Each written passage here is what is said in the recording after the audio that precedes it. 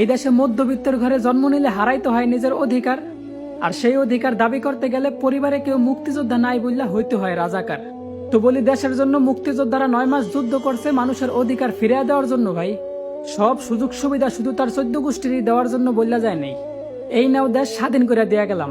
এবার আমার নাতি পুতি ছাতি লাড়ি যদি চোর বাটপার আর অযোগ্য হয় তাদেরকে যোগ্য স্থানে বসায়ও।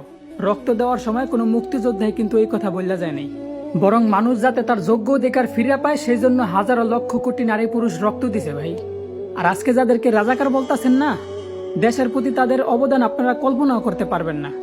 কারণ সেই মানুষগুলার যোগ্যতা থাকা সত্ত্বেও টাকার জন্য চাকরি না পাইয়া বাপের জমি জমা বেচা প্রবাসে পাড়ি জমায়, আর মাসের পর মাস কষ্ট করে নিজের দেশের জন্য রেমিটেন্স পাঠায়।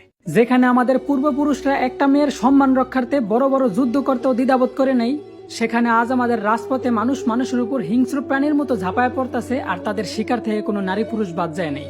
1000 বছর আগে বলে যাওয়া আমাদের প্রিয় নবীর কথাগুলা ভুল ছিল না ভাই। মানুষ এখন কি কারণে মরতেছে আর কি কারণে মারতেছে, এই দুইটা প্রশ্নের একটা উত্তরও কারো কাছে নাই।